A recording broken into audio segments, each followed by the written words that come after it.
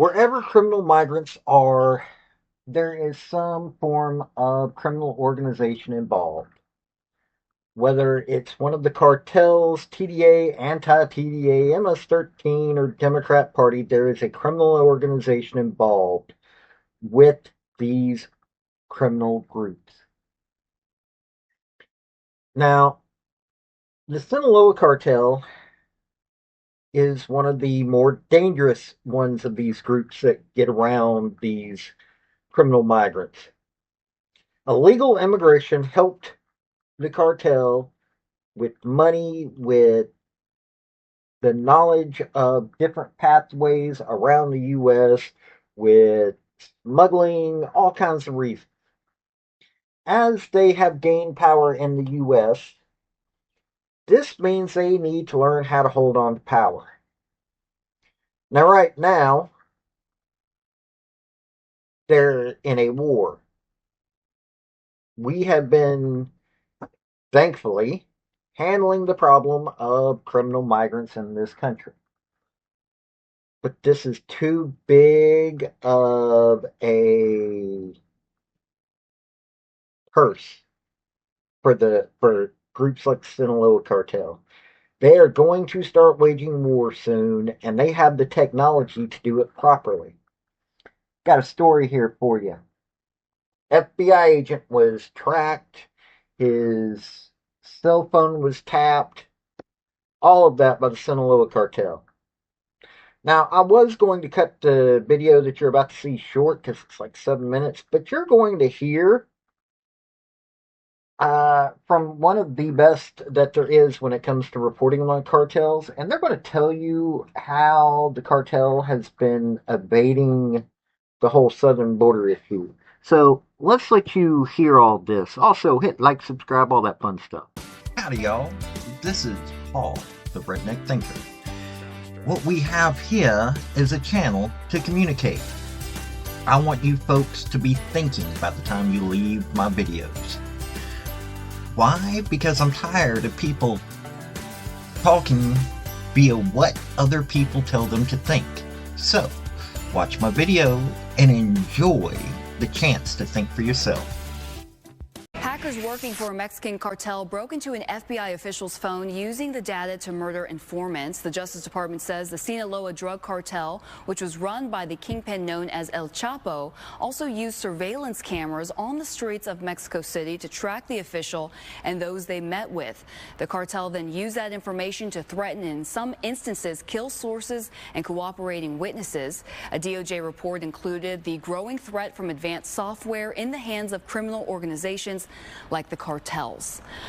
Katerina Scholes is an independent journalist based in Mexico, and she's been reporting on the drug cartels for years and in many cases putting her personal safety on the line to report on these stories. You can find her work on Substack and the Borderland Dispatches podcast. Katerina, thank you so much for joining us. We appreciate it. Thank you for having me. First off, what's your reaction to the cartels now employing hackers to get inside the phones of federal agents? Well, this has been happening for years, and even just recently, Mexican President Claudia Sheinbaum's phone, a personal phone that she says she wasn't really using, was hacked. I've been extensively reporting on how they have managed to really up their software technology and the people that they have operating this type of technology.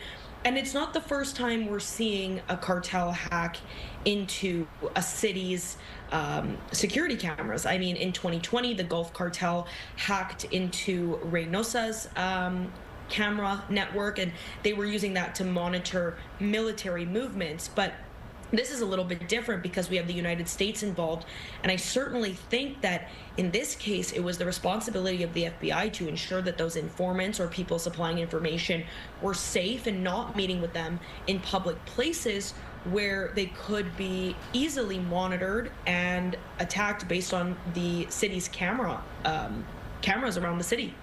And you know, that's the irony of this, because surveillance cameras are set up to keep the public safe.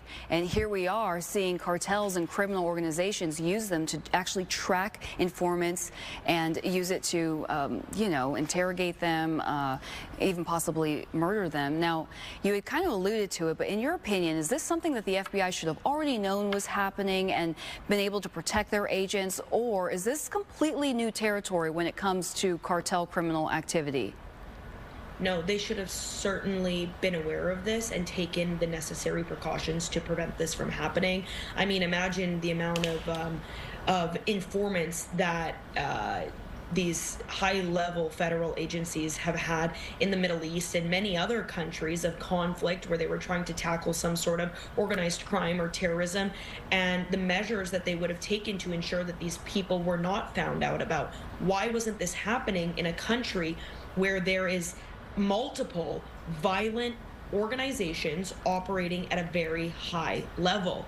And it's fair to say that the people that were meeting with this FBI agent were under the assumption that they were safe, that they were given protection to a certain degree. And so when that backfired, I mean, this is incredibly disincentivizing for anyone who's willing to come forward in the future and share some information that could be extremely telling for the U.S.'s national security. Exactly. And as a journalist, I'm looking at you. You're a journalist. And I'm worried about you because when you look at what happened, they were able to hack into these phones. They could see the incoming and outgoing phone calls. They could see the location of the phone. Are you at all worried about your safety? Are you going to get a burner phone? I'm certainly worried, and I think that that's every journalist's worry when we're covering high-level crime. We are all at risk, and typically people who are either journalists and talking about something that these criminal organizations don't want to be publicized, or people who are actively cooperating with the very groups looking to target these criminal organizations. So it's definitely a fear. Absolutely. So just going back to some of your work, you do such brave and courageous work. I want to direct our viewers to the Borderland Dispatches podcast, and you also have a Substack. Can you talk to us a little bit about how cartel activity has moved from the south of the border to now north of the border to Canada? I think most people would be shocked to learn that. Yeah, this has been a really hot topic recently.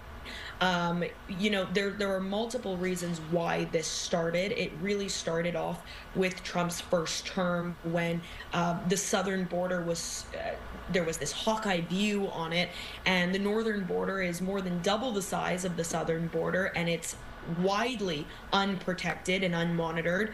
And so it really allowed for simple trafficking routes. And it's also important to keep in mind that the ports in Canada, less than 1% of cargo that's coming in is monitored.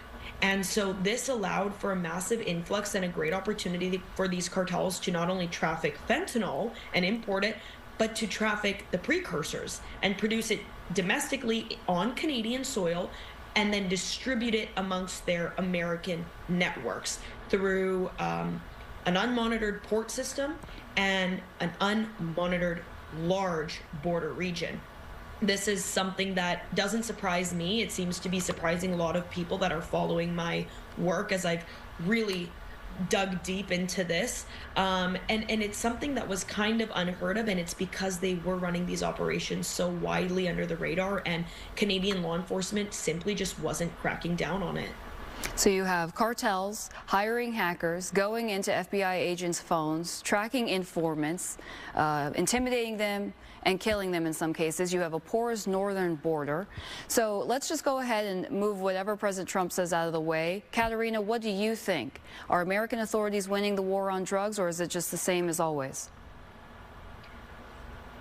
I don't think there's ever going to be a winner in the war on drugs. I think there's a lot of people who are losing, and the war on drugs will always continue to exist because there will always be a supply and there will always be an insatiable demand, no matter what country you're in.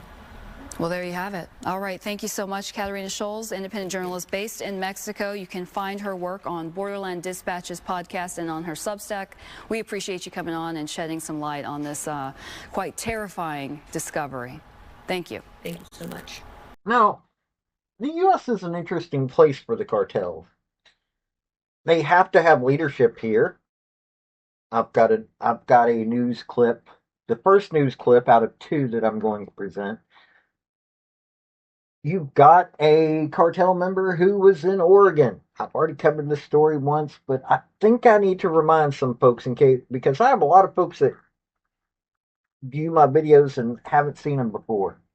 The second video that I'm going to do is that the cartels know how to use the U.S. government in their power plays. Now, yes, it's coming from Al Jazeera, but here's the thing. Al Jazeera covers what's going on with cartels far more than the U.S. media does. The U.S. media, the MSM, mainstream media in the U.S., won't cover anything dealing with the cartels unless they're actually forced to. Cartels are exceedingly dangerous, and you're going to hear some of this from Al Jazeera.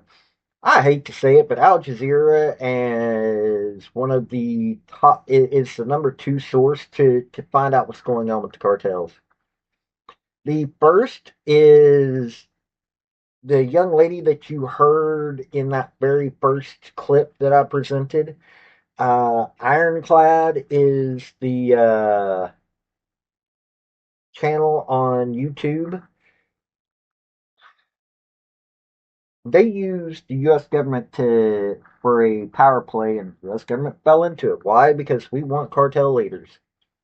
This led to a series of there's been a lot of violence that has turned into a alliance among the cartels. CJ&G being the scariest power player in that. But let's let you see these 2 clips. A man living in Salem and 15 others are now behind bars after the Justice Department announced the largest fentanyl bust in U.S. history. Attorney General Pam Bondi says roughly 11.5 kilos of fentanyl, including 3 million fentanyl pills, were seized in New Mexico, Arizona, and Utah. Bondi says several members of the Sinaloa Cartel, including the leader of this trafficking ring, were arrested. She alleges that man was living in Salem prior to his arrest. The DEA also seized $5 million in cash, firearms, and several kilos of meth, cocaine, and heroin. Bondi says this is just the beginning. They are flooding our cities with a weapon of mass destruction, fentanyl. And when we catch you, like all of these individuals, if convicted, we will put you behind bars, there will be no negotiating, and we will lock you up for as long as humanly possible. Bondi says the 3 million fentanyl pills were stamped with oxycodone, which is prescribed by doctors to relieve severe pain. Ismael Zambada, otherwise known as El Mayo, formerly a leader of the powerful Sinaloa Cartel and now in a US prison facing multiple criminal charges, has sent a letter to the Mexican consulate in New York asking to be repatriated to his home country. Mexican media report that the letter makes the case that his detention wasn't legal. It was bizarre. El Mayo had said in an earlier letter that Joaquin Guzman, one of his rivals in the Sinaloa Cartel, kidnapped him and then bundled him on a plane in a rural Mexican airstrip and flew him, together with Guzman himself, to Texas. There, US officials were waiting for them. The suspicion in Sinaloa has always been that Guzman handed over El Mayo to get a better deal for himself and his brother, Ovidio Guzman, already in US custody. The Mexican government at the time said that US authorities didn't tell them about the plan. On Friday, President Claudia Sheinbaum weighed in on the issue. She appeared to think there could be merit in El Mayo's case. Imagine another person beyond this individual and the crimes they may have committed. The issue at hand is the right of a Mexican citizen when facing trial abroad without having gone through the proper legal process. So yes, there is an issue in the letter being sent that relates to sovereignty and the judicial process. Ultimately, of course, this rests with the US authorities, who will likely be reluctant to give up El Mayo, a key leader in a cartel that they've just designated as a terrorist organization and whose arrest they announced with great fanfare. Meanwhile, the Mexican government also has its hands full with the war in Sinaloa that the capture of El Mayo sparked. The government's desperately trying to subdue that conflict, even as Ismael Zambada tries to get home. John Holman, Al Jazeera, Mexico City. Make sure to subscribe to our channel to get the latest news from Al Jazeera. We have government officials that are providing people with identities. We have identity theft rings that are creme de la creme when it comes to stealing identities. And these identities are being used to help criminal migrants. To get across the border, the cartels were making money off of the criminal migrants that were crossing the border. When these criminal migrants got in the U.S., they had the friends and family plan. If they had friends or family that could help them, they used them to get somewhere. That was the smallest plan. The cartels originally were the biggest, but turned into number 2 in getting transport for these criminal migrants going all over the U.S., along with providing them with false identities. And then you had the government moving them to areas that could strengthen the Democrat Party. That became the biggest factor in moving criminal migrants around the U.S. And then they allowed these false claims of asylum. This all strengthened the cartels in the U.S. You may not want to believe it, but you do the research. This is what's going on in the U.S. right now. Right now, the cartels have been weakened a little bit here in the U.S., but don't believe that they've been weakened to the point that they don't have a presence here. Don't think that the cartels do not have power here. And they're going to start wanting to cement that power. They have the ability to tap cell phones. So you've got politicians, law enforcement, and journalists. Well, okay, there aren't that many journalists that are actually going to cover this topic. But the journalists that are willing to cover this topic, they can track all of those people. That's why ICE is covering their faces, because they know that they are not combating criminal migration. They are combating cartel-sponsored criminal migration. Sinaloa Cartel is first or second most powerful cartel in Mexico. Don't think that they don't have power here. Don't think that they're not one of the more powerful criminal organizations within the U.S. We just don't have anybody talking about it because people seem to think that would be a racist thing to talk about. Well, it's here, and we've got to deal with it, and they've got capabilities that most people don't. This has been Paul, the Redneck Thinker. Y'all have a good day now. Bye. So, folks, that's the story that I wanted to bring you on this video. And I just wanted to say thank you again for coming by. Hit like, subscribe, comment, all that fun stuff if you don't mind. Help me out. So, y'all have a good day now. Bye.